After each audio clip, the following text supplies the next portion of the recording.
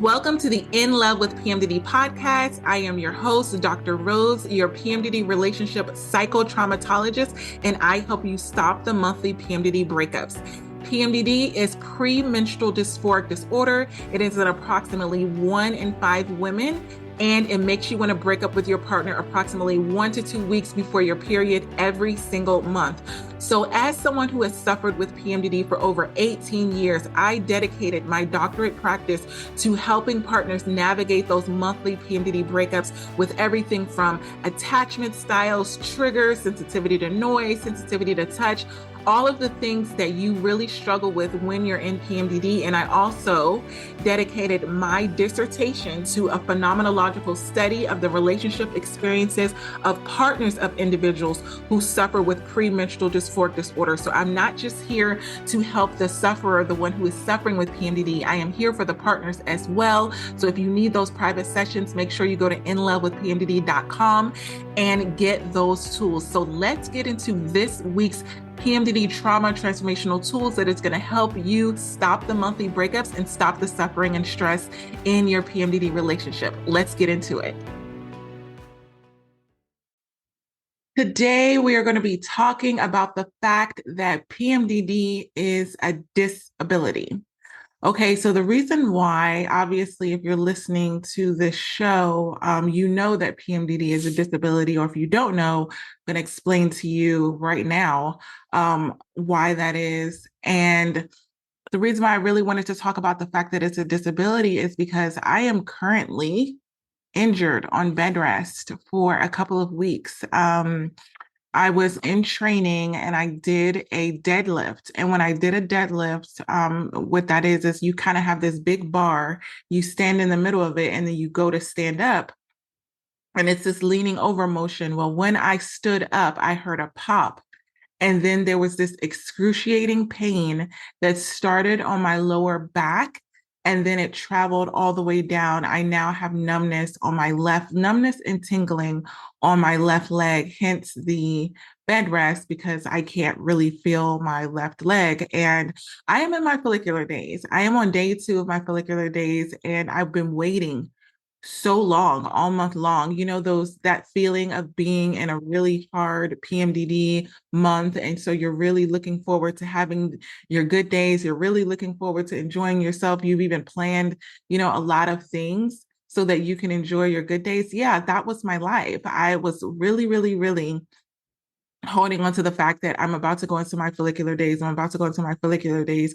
And literally one day into my follicular days, I am literally on bed rest. So I spent the whole day, I got rushed to the hospital.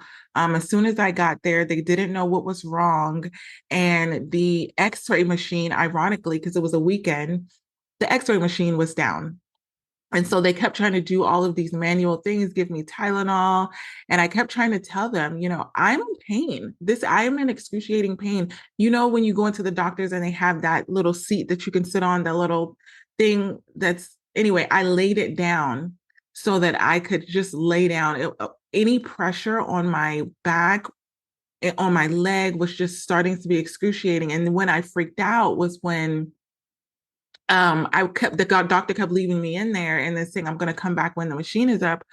Well, I started to not be able to feel my left leg. And I felt it gradually, like the feeling go away all the way down to my toe. Like I can't feel it down to my toe. And I don't know, I've experienced, this is what I've heard from a lot of clients, is that they've gone to the doctors and they've tried to explain to their doctor about PMDD, and they've tried to explain to them about their suffering, and they've tried to explain, and they've either been dismissed or they've been told to just take, birth control and you'll be fine, or they kind of really, because they don't know what they're talking about, they don't know what you're talking about, they don't know what to do.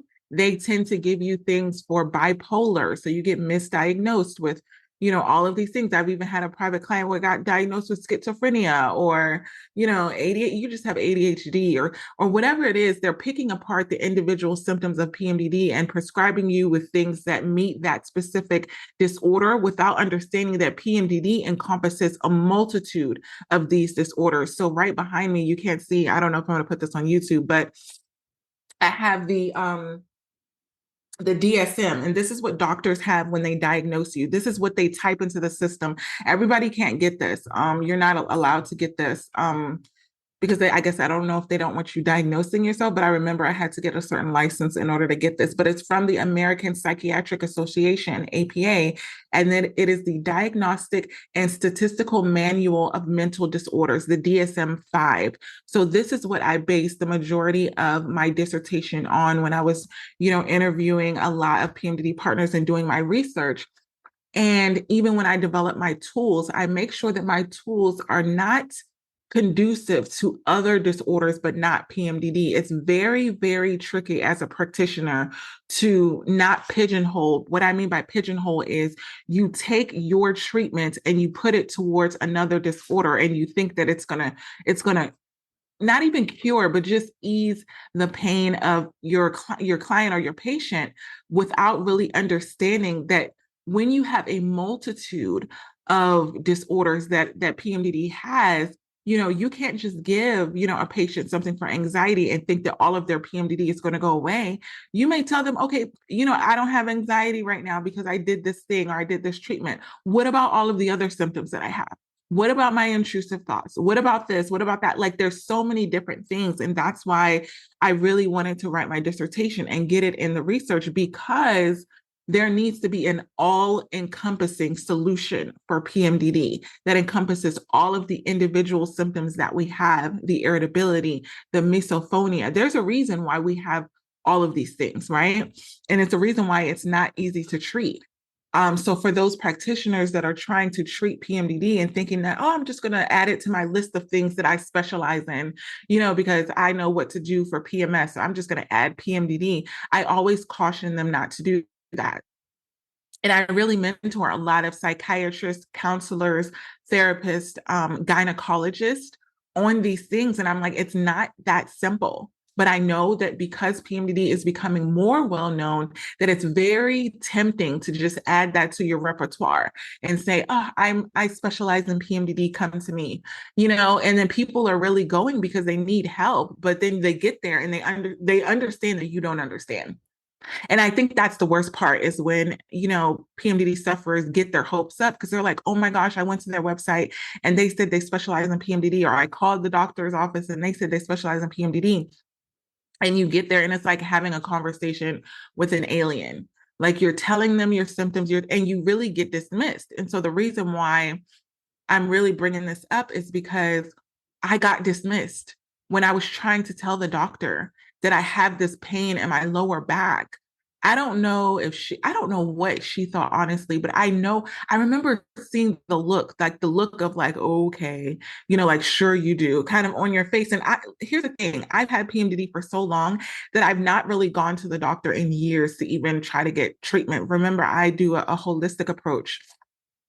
I do lifestyle changes. I do holistic things. I don't really take any, well, I don't take any medication. And if you do, that's not a dig on you. Do what works for you. I always say that.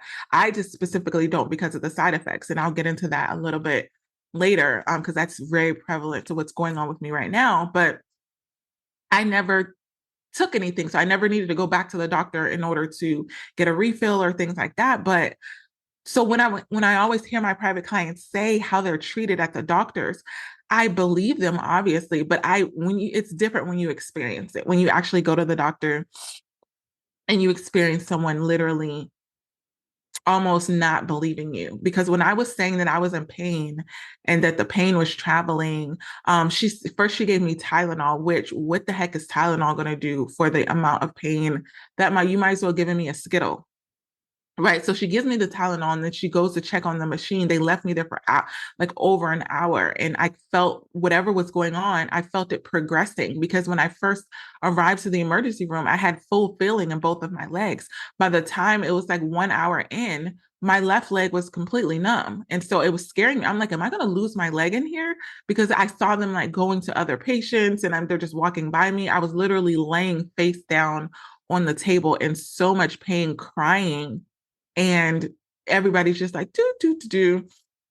And so she comes back in there. She's like, you're feeling better, right? Now that you got the Tylenol. And I'm like, no, I am not feeling better. I'm actually feeling worse. I've actually lost feeling in my leg. And that's when she was like, what do you mean? I'm like, I'm going numb.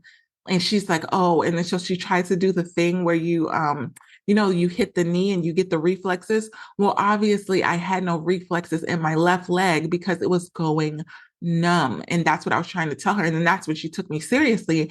And she's like, oh, we're going to get you in the back to put a gown on. So I'm like, wait a minute. So this whole time I'm not even in the place where I'm close to getting treatment. So I was very, very frustrated. So I go to the back, I put the gown on, and they tell me that I have to get an MRI done. So I had never gotten an MRI done. I don't know if you have. DM me on Instagram if you, I should have taken a poll literally while I was in the hospital, like who has had an MRI, because the way that they explained it to me was not my experience. So they said you have to go into this thing. They made me fill this thing out. They made me take all the metal out of, they were like, do you have anything with metal on you? And the only thing, I had my belly ring. They wanted to know if I have tattoos, which I do. I mean, there was all of these questions, and I'm thinking it's just a regular scan. So I'm like, what's the big deal? So anyway, they tell me to lay down. Here's the problem. They told me to lay down on my back. And when I was laying down on my back, I was feeling all of the pressure from my spine go down, which was where all the pain was. So it was so hard for me to lay still. And so they put me in this tube.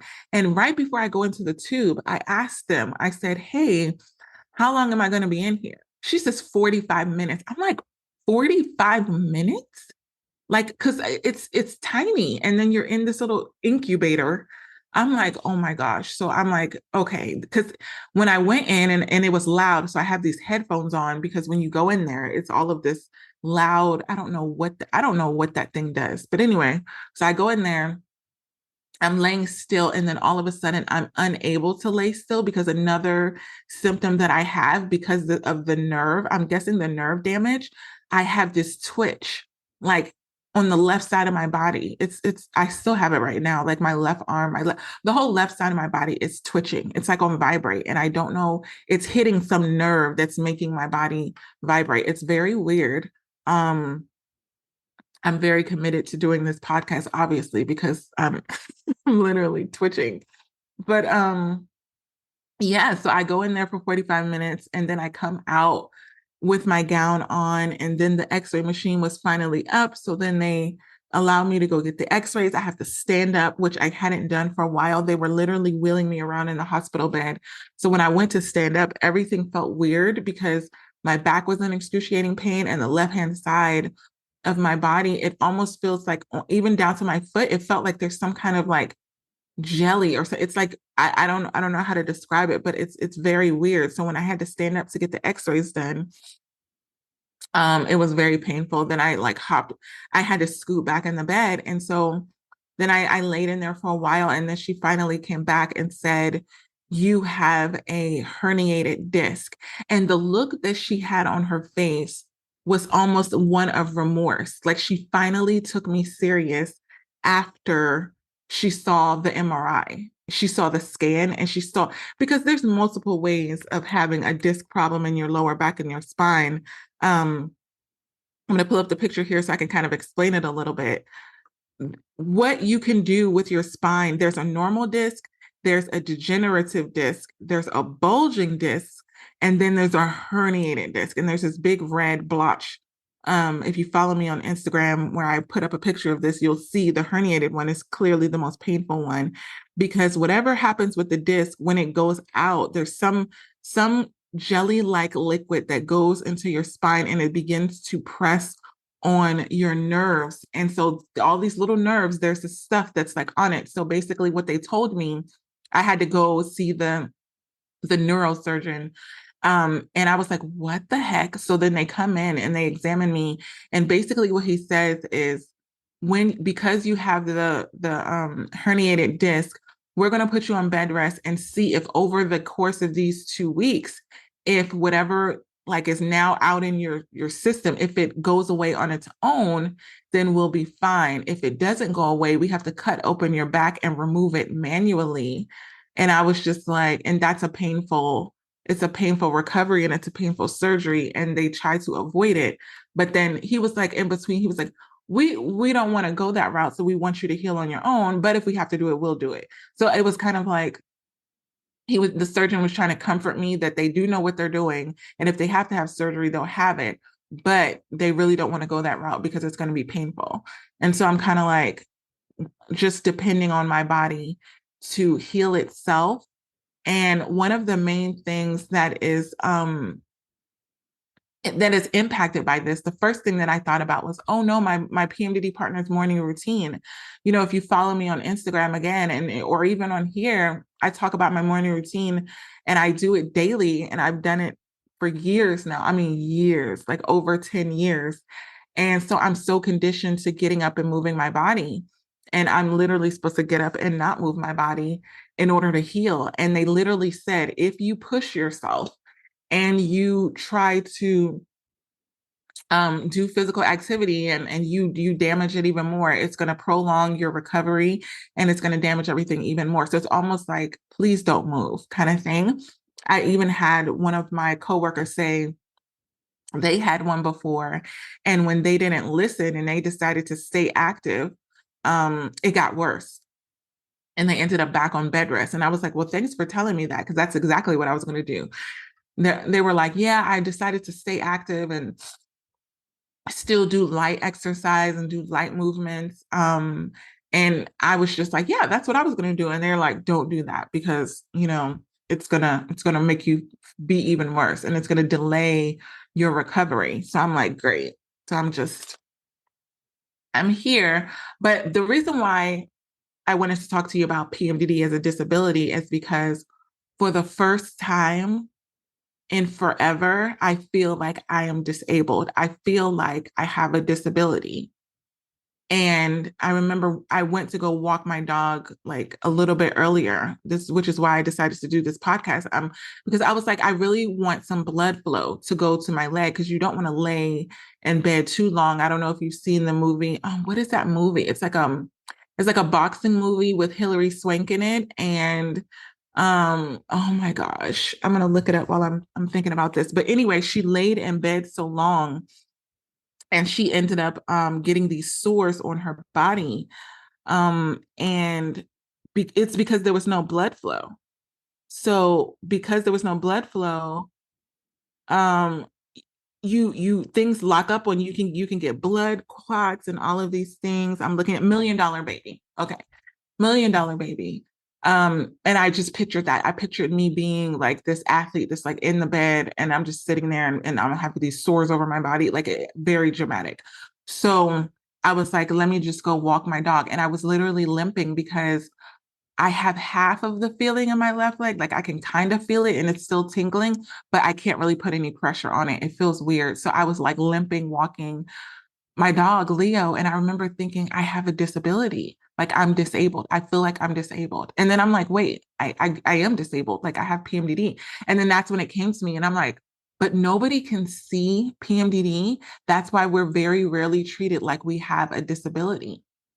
Very rarely are we treated like we have a disability, because, you know, nobody can see it. And so we get to this place um, where we're trying to explain it to other people, and they're like, oh yeah, you have this, you have that, and they're not really understanding that it just it's a disability means it impairs your daily functioning and quality of life.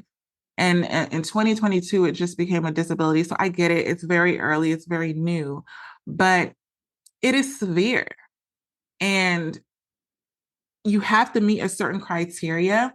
And part of the criteria for it becoming a disability, I'm going to go over that today, because I don't know. I mean, I'm hoping that when you go to your doctor that they're able to do this for you. But I'm going to triage you right now. I'm going to triage you as if you're my patient, and we're going to talk about whether your PMDD is a disability. I really wish that a lot of gynecologists is what would probably do this one, or psychologists, psychiatrists. I wish that they would listen to my podcast so they could understand this is what a triage looks like. I do this for my patients all the time. My patients patients, private clients. I've called them private clients for years. Now that I'm a doctor, I can call you patients, but I don't know. But anyway, so let's find out if your PMDD qualifies you for a disability. Number one, does it interfere with your daily functioning? Okay, so PMDD symptoms, although they are severe and disruptive to your daily functionings, we need this to specifically impact you being able to work, you being able to go to school, and your intimate relationships. Hello. I don't know why a lot of doctors are not including relationships in there, because if it interferes with your daily functionings, aka your relationship, it qualifies you for a disability. Okay, so individuals that suffer with PMDD and have this and are qualified for a disability, they may struggle to concentrate, they may experience mood swings, and they have a difficulty completing tasks during your luteal phase during PMDD. So wherever you are in the world, raise your hand if this is you. That's pretty much everyone that I know. Okay. So the next thing is impairment in work or school performance. Okay. So the symptoms of PMDD, the specific symptoms that would cause you to have an interference with your work or school performance are the mood swings, the irritability, the fatigue. These are things that can impair your performance at work or school. So this can lead to certain things like lack of productivity at work. You're absent a lot at work or at school. You have a difficulty meeting responsibilities. You have a potential difficulty meeting the criteria for a lot of what your job requires. If your job has a lot of physical things, there's body aches that we experience. There's a lot of insomnia, hypersomnia. So this can contribute to you not being, alert enough at work. And this is all because of PMDD. So that is the next qualifier for a disability for PMDD. The next one is an impact on mental health. So we all know that PMDD really, really, really impacts our mental health. A lot of what goes on with our suffering happens in our mind. And so this can exacerbate symptoms of anxiety and depression. When you have anxiety and depression and you're mixing it with these mood changes, it causes this emotional instability during your luteal phase, during PMDD. And this can cause an impairment on social and occupational functioning, meaning it's hard for you to maintain relationships with other people because you are having these mood swings, because you're having anxiety, because you're having depression. It's hard for you to maintain those relationships because you are supposed to be putting forth a general amount of effort. And a lot of times when you're having anxiety, depression, mood swings, irritability, all of these things, you're not able to contribute to maintaining a relationship effectively. And so it impairs your mental health. That's a qualifier for PMDD disability. Okay, so one of the things that I want you to recognize is that some countries, when it comes to a disability, it varies by country. And I know that I have clients and or patients in over 60 countries. So I know the criteria may be different. I really want you to do your research or have your doctor do their research on what qualifies for a disability, because there's different disability discrimination laws, Social Security disability programs, and it gives you different amounts of accommodations, benefits, and support services. So I know if you're on a lot of these forums on Facebook, you may be hearing that some people are saying like, I'm not working because I have disability for PMDD. And you may be thinking to yourself, oh, that doesn't apply to me. Like, how come that doesn't apply to me? It's because you may be in a country or state where it doesn't apply. And it's very different. So I want you to, right after you listen to this, you're listening to what I'm saying is the criteria is, I want you to really see what it is for your specific country and state and region, and really go to them because a lot of times what I've seen my private clients do, my patients do, is they have to bring the information to the doctor and let them know what they qualify for. It's so sad, and I'm so sorry, and you shouldn't have to do this, right? We're doctors. We go to school for many, many years.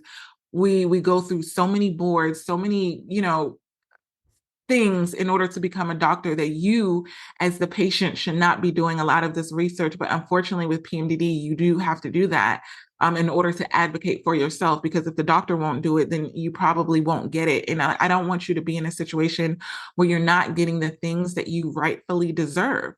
as having PMDD and being disabled. And so the next thing that we're really going to talk about is the impacts of being in a relationship with someone who has a disability, right? A lot of times when I say this to private clients and or patients, they're like, who has a disability? It's like, you almost have to remind the partners, you're the person, the PMDD sufferer is disabled. They have a disability. They're not making this up. This is not PMS. This is not just like a monthly thing that, is very uncomfortable for them. They have a disability. And so when you have a disability and you are in an intimate relationship, this leaves the door wide open for conflict. This is why you see a lot of the monthly PMDD breakups, because it leaves you susceptible to having a lot of conflict. Because like if you listen to my previous episodes on what makes a supportive PMDD partner, there are certain criteria that a PMDD partner has to have in order to be in a relationship with someone who has a disorder. It's a disorder that is a disability. It is not for everyone. And I will say that, and I will stand by that. Being in a relationship with someone who has PMDD, which is a disability, is not for everyone, and that's okay. It doesn't make you a bad person because you cannot sustain a relationship with someone who has a disability like PMDD. It doesn't mean that you're a bad person, number one. Number two, you can become a supportive PMDD partner if you don't already have those qualities within you, but it is going to take a lot of effort on your part. And I commend all of the PMDD partners that do that put in the effort, that put in the work to become what they're not already, because they have the desire and they're doing the work on themselves, even though they're not the one that has the disability. That is why I commend them so much, because they could easily walk away from you, the PMDD sufferer, and say, well, I don't have a disability. I don't have anything wrong with me. So I'm just going to go find someone who doesn't have a disability. That's probably the PMDD sufferer's worst fear, is that their partner is going to leave them for someone who doesn't have a disability, such as PMDD.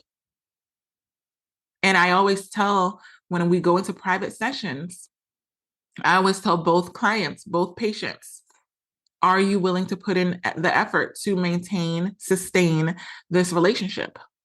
Because if you're not willing to put in the effort, if you're just coming here to blame your partner for what they're not doing for your unmet needs, and that's when I always take it back to the narcissist. A narcissist is only concerned with getting their needs met. So if they find out that you have a disability that is preventing them from getting their needs met, they're going to throw it in your face.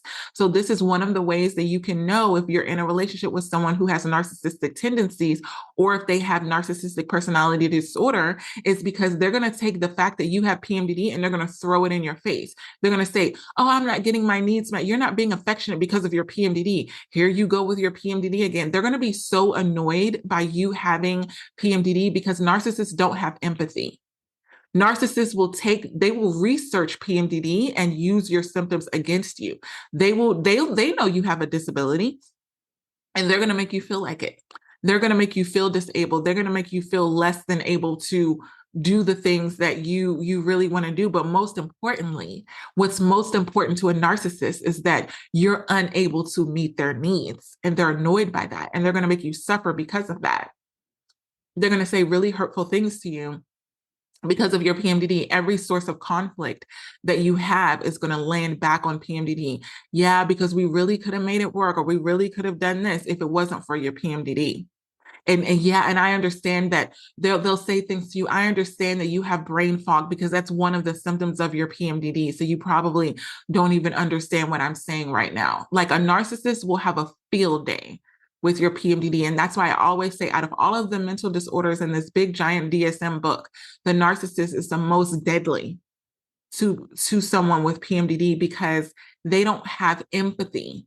There's no level of remorse and empathy. So they don't feel bad for you because you have PMDD. Someone who has empathy and they're your partner, they understand that you're suffering, and they want to do what they can to lessen your suffering.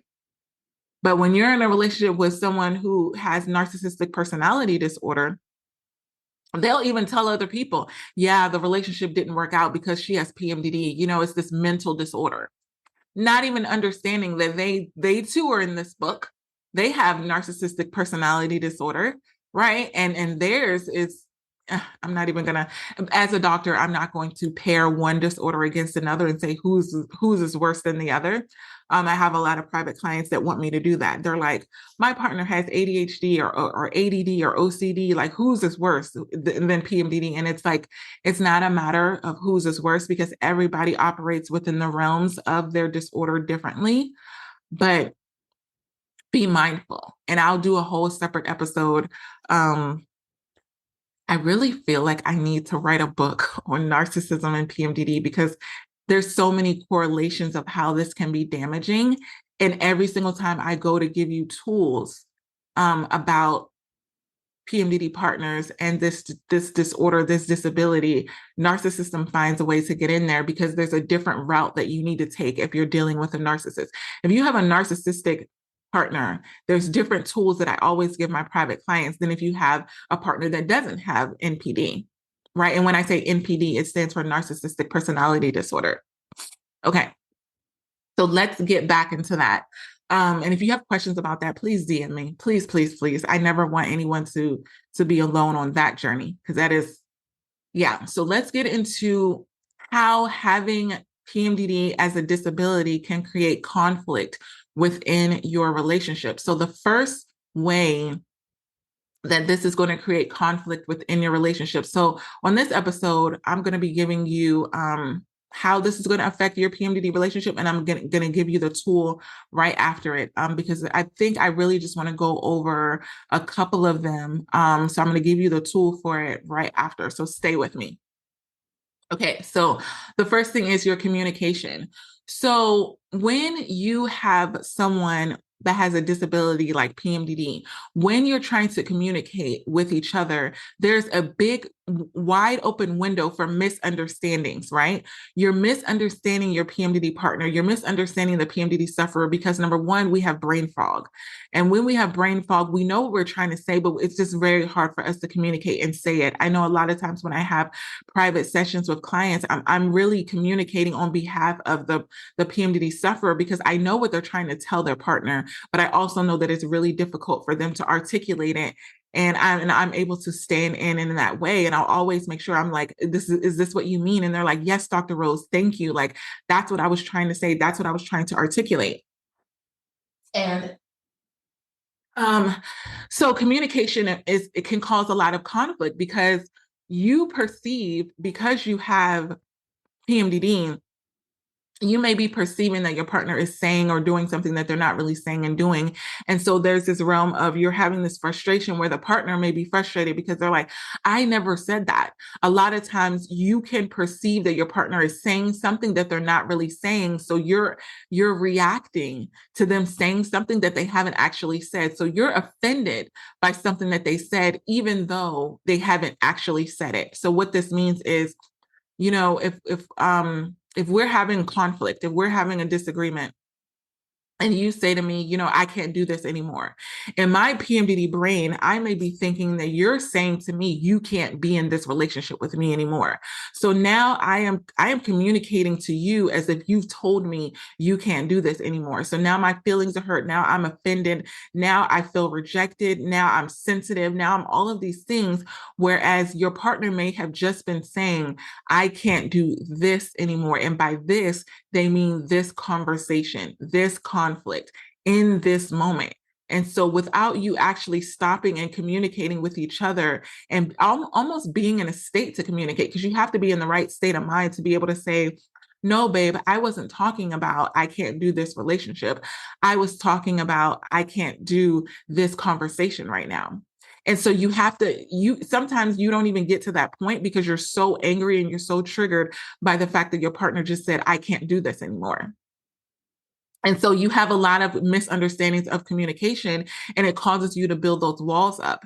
And those walls are between the two of you where you feel like, I can't do this anymore. Or if you can't do this anymore, I can't do this anymore. And then now you're never really stopping and communicating accurately what you're feeling and what you're going through.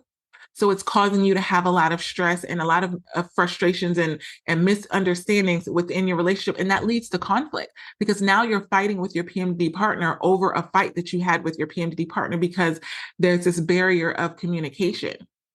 And the next way that having a partner that has this disability of PMDD can make conflict show up in your relationship is you have different expectations regarding the roles and responsibilities within the relationship. So if you have PMDD, there's maybe certain things that you can do, but causes you a lot of suffering. So you may be wanting your partner to take over some of the responsibilities with the daily tasks, such as, spending time with the kids so that you can get more rest because of the fatigue, or, being more sensitive to you because you have, anxiety. I know for me, what is most prevalent for me is, and what I've learned over the years is I cannot bond, be in connection with someone who also has a high level of anxiety. I realized that when I am in PMDD and I am experiencing a high level of anxiety, if I connect myself with someone who also has a high level of anxiety, that anxiety bounces off of each other and we end up blowing up at each other, and it begins to have a lot of conflict within the relationship.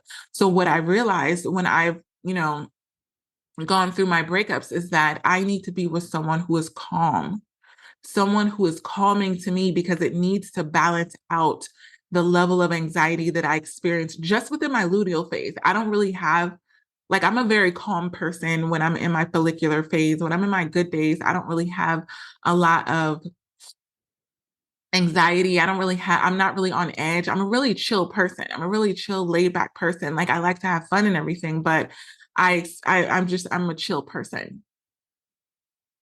And this is something that I had to learn. And it took me a while to really understand that when you are in a relationship with someone, you really have to choose a partner based off of your disability, unfortunately. And I think this is a lot of times, I'm going to do more about dating and PMDD, but I think this is a lot of times where the conflict comes from, is because you've aligned yourself, you've connected yourself to someone that is not in alignment with the disorder that you have, right? So it's very important. I would say if you suffer within the disability of PMDD, if you suffer with anxiety, it's very important that you have a calm PMDD partner, because if you're experiencing anxiety and it triggers your partner to experience anxiety, no one is going to be there to get the both of you out of it. And this is where I normally come in to mediate with my private sessions, but this is where I can see you triggering each other consistently on a consistent basis. You're both going to be triggering each other back and forth. You get triggered, they get triggered, because you get anxiety. It causes that they can feel that energy, and then they get anxiety, and then you end up in conflict. The same thing can happen with depression. If you experience a lot of depression within the disability of PMDD, and you align yourself and connect yourself in a relationship with someone who also suffers with a high level of depression, you're both going to be pulling each other down in this realm of depression. So it's almost like you have to get a partner who has the antithesis of what you have, who has the opposite of what you have, right? So here's the thing. I'm not saying that you have to be in alignment with a partner that doesn't have any disorders. I'm not saying that in order for someone who has the disability of PMDD, you have to be with someone who doesn't have a disorder themselves. A lot of individuals thrive with people that have other kinds of disorders like OCD. Like if someone has OCD and you don't have OCD and PMDD, but they do, and so they like things clean and neat and orderly, and all these things. I've actually found a lot of success with a lot of couples that their partner has OCD, because they don't really have to worry about things getting organized. They don't really have to worry about doing a lot of things, because the individual who has OCD is already doing all of the things. They're making sure everything's in order because it helps them as well. So I would just say, what I would do for you as my private client and as my patient is I would list out what your disability entails. Everybody has different levels of PMDD. Everybody has different symptoms within the realms of PMDD. And then I would really map out what are your core PMDD symptoms. And then let's work with what your partner has to have in order to be in alignment with you, in order for you not to be in conflict. So if that's something that you know that you need help with, and here's the thing. If you're already with your partner, if you're already married, I'm not going to tell you to divorce your PMDD partner, to break up with your PMDD partner because they don't have the qualities that you need. What I do is I specifically work with your partner in order to help them develop the qualities that they need in order to sustain a relationship. Because if you do not develop these qualities, because your partner has this disability of PMDD, you will be in these breakups and you will continuously suffer in the relationship. 100% without a doubt, because nothing's going to change unless you change it. And the way that things change is very strategic. So if that's something that you need help with, go to my website, inlovewithpmdd.com, book those private sessions, book those packages, so I can really work with you on how to align the qualities that you already have, align them to connecting with your PMDD partner in a way that is not going to cause you to continuously have conflict. So the next way that having this disability of PMDD can have an impact on your PMDD relationship is the emotional stress, right? So it can be emotionally challenging to really endure this disability of PMDD on a month-to-month basis. Because PMDD is cyclic, because you know that it's cyclic, it can be challenging for both partners, right? So you may experience feelings of frustration, of anger, of depression because of your limitations. You know, as a PMDD sufferer, that you're going to have limitations because of this disability. And so when you go into PMDD, you may struggle with feelings of guilt.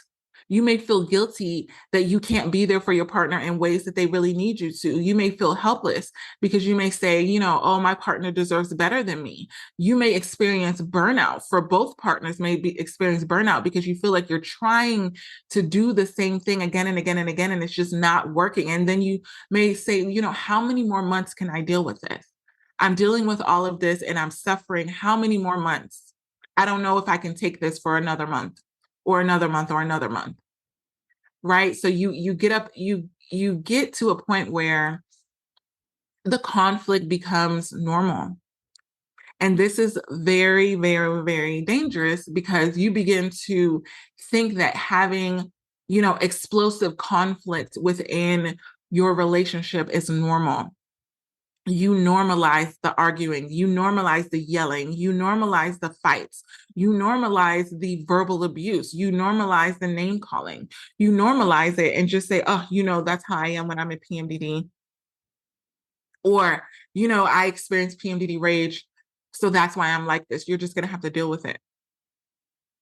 Or you normalize your partner verbally abusing you because you're experiencing PMDD. And so when you get to this place of beginning to accept the verbal abuse, the physical abuse, your self-esteem goes down because your body and your mind knows that you deserve better.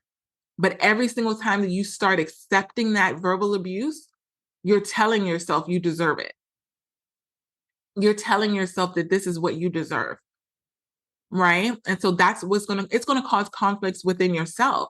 How many times have you been in a conflict with your PMDD partner? They've said and done things to you and you've thought to yourself after the fact, after the argument, I should have never let them talk to me like this. Like you have a aftermath effect because you know that you don't deserve to be treated like that. And you know that you shouldn't treat your partner like that. So there's a lot of guilt and a lot of shame in dealing with the way that you communicate with each other, the way that you treat one another when you're triggered. And so the next way that this disability can impact your PMDD relationships is you may have different levels of expectations, right? So when you have PMDD, you may be expecting your partner to do a lot of things that they never signed up for. When I was when I was writing my dissertation and I was doing the interviews, I had so many partners on these private interviews tell me, I knew that she had PMDD, but I never expected to be a caregiver. I never expected my social life to be impacted by the fact that she was experiencing PMDD. I never expected that everything in my world had to change because she had this disability. I agreed to be with her because I love her, I care about her, all of these things, but I didn't understand the level of suffering that I was going to have to go through as a result of being connected to someone that has this disability. And there is kind of this this lack of a warning label that you experience because you don't have someone telling you like, hey, your partner has PMDD, they have this disability, this is what you're going to go through. And a lot of times it would be fair for the partner to have that level of understanding of what is going to be expected of them before they sign up for it. And I know a lot of times by the time you find out that your partner has PMDD, you're already in love. Like you already love the person. It's like, I'm not going to leave you because you have this disability. Because number one, that you would probably feel guilty. It would probably make you feel like you're a bad person. I know a lot of times there are partners that want to leave, but they don't leave because they feel so guilty for leaving because they don't want to leave someone just because they have a disability. You know, I had one of my interview people for my dissertation tell me if my partner came to me and told me that they had cancer, I wouldn't leave them. If they said that they had another disability, I wouldn't leave them. So why would I leave them just because they have PMDD? But it's a matter of what I want you to do for your partner is to the best of your ability, right? I know that you may not have all of the research on this, but you want to let them know what they're getting themselves into. And so if you're dating, I always tell my private clients, my patients, don't go on the first date and say, "Hi, my name is so and so and I have PMDD." No, no, no, no, no, no, no. When you get to a point in your relationship of dating, number one, you're dating, you don't even know if this person is going to last past the third date. So if you go around telling everybody, you're going to traumatize yourself. If you go around telling everybody about your PMDD and what you go through on a month-to-month basis, you're going to traumatize yourself because you're going to spend all your life in dating talking about your traumatic experiences in PMDD. What I want you to do is operate within the relationship as you would. And then when you come to a place where the person that you're dating is triggering you, this is when we begin to do the work. This is when we begin to have the conversations.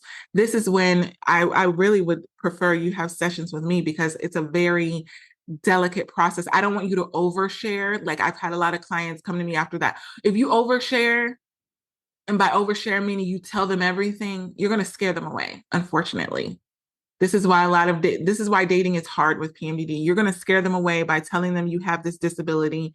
They probably can Google it and they can come up with all of these cases and they can be like, "Oh, hell no, I can't deal with this." And you've lost them. Versus you kind of have to give it to them in a way that is in alignment with what is actually going to impact your relationship. If they don't trigger you all the time, if they don't trigger you half the stuff that they do, then a lot of the stuff that they may be researching may not even apply to them. I don't want them to get scared away over something that is not even going to be a thing for them. We want to talk specifically about your relationships. What are the qualities that you have?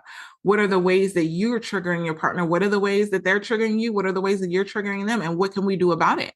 And if they have tools, partners are more likely to stay within the relationship if they have tools and they have something that they can do about it. If you just go to them and tell them, "I have untreated PMDD," they're going to be like, "Well, how am I supposed to survive that?" And by untreated, it means that you're not consistently, you don't have a doctor, you don't have a practitioner that you can reach out to that you're their client, you're their patient. You don't have someone that you're actively getting treatment for your PMDD, which if you have PMDD, you need to be seeing someone on at least on a monthly basis, if not weekly, at least bi-weekly, right? Because you have your luteal phase, your ovulation, you need to be seeing someone to process everything that you're going through. I don't know that there's a way around it without it impacting your relationships. If you want to maintain a relationship, you need to be seeing someone so that when something comes up, you can reach out. I have my private clients, my patients reach out to me daily because they're going through different things and they don't just need to vent and just talk about what they're going through. They need me to give them advice on what to do about it so that they don't ruin or cause conflict within the relationship. This is why I have my monthly package for my private clients and my patients so that you meet with me on a monthly basis. And I always say with my private clients, if you're gonna, because I have clients that I used to meet with weekly, right? And so they progress over the years. I've had some that have been with me for over 2 years, and then they get to a point where they say, we're doing so well, we're using your tools, we're just gonna meet with you intermittently. So I would say, okay, so just let's do once a month check-in. And that works because it sustains, because a lot of times you can have things come up within your PMDD relationship, and then you can say, let's hold off on talking about this particular thing until we talk to Dr. Rose. That's the beauty in it, is that a lot of the conflict, you can avoid staying in that place of conflict with your partner because you know that you're going to have a session with me. And so you can continue on your day-to-day life and just hold all of those things that would potentially cause you to have a lot of conflict in your relationships till when you have those sessions. They even send me notes throughout the month, and they say, these are the things that we're going through. We want to go over these during our session. And so I'm able to compile all of that and have tools for them. So by the time we have the session together, we're addressing all of those things. But what I want to leave you with, PMDD is a disability, and PMDD needs to be treated. You need to be seeing someone at least on a monthly basis so that you don't do damage to your PMDD relationship. And so you don't do damage to your partner, and your partner doesn't do damage to you. Because I know that if you're in your relationship, neither one of you want to harm each other. Neither one of you want to hurt one another. But when you leave PMDD untreated, you're leaving the door wide open to that mistreatment, to that verbal abuse, to that physical abuse, to all of these things that are going to damage your relationship and potentially cause you to have those PMDD monthly breakups. So again, if that's something you know that you need help with, inlovewithpmdd.com, and still reach out to me if you have any questions. We got this. Love you. I hope this PMDD episode helped you and your partner in your struggles within your relationship. And if this is something that you know that you need help with and you need further support, individualized support, make sure you're going to inlovewithpmdd.com and you're getting those private sessions to really work through what you're going through in your relationship, specifically in regards to PMDD. And also, I want you to leave a 5-star written review on Apple Podcasts. What this does is it helps other PMDD sufferers and partners find this show that can help them get these free PMDD relationship tools. I remember what it felt like to not know that there were tools out there specifically for PMDD relationships. So I want to make sure that you are sharing these tools with others, share them on your social media, share them with people that you know that are also struggling in their PMDD relationships. Until next episode, this is Dr. Rose, your PMDD relationship psychotraumatologist. One more thing, I almost forgot. I now have the Fresh Start PMDD Partners Workbook. What this workbook can do is, if you've had past traumatic experiences with your partner, past fights, past arguments, and they keep coming up every single month in PMDD, I created a Fresh Start Workbook so that you can deal with all of the traumatic experiences that have happened in the past in PMDD rage and all of these things, so you can stop going through the same cycle again and again and again. So get that workbook. It comes with a video episode of the actual podcast that I recorded on getting a fresh start in your PMDD relationship, so you're not continuing the same cycle again and again and again. So make sure that you get that workbook. And if you need those individualized counseling sessions, you know where to go, inlovewithpmdd.com. Until next time, we got this. Love you.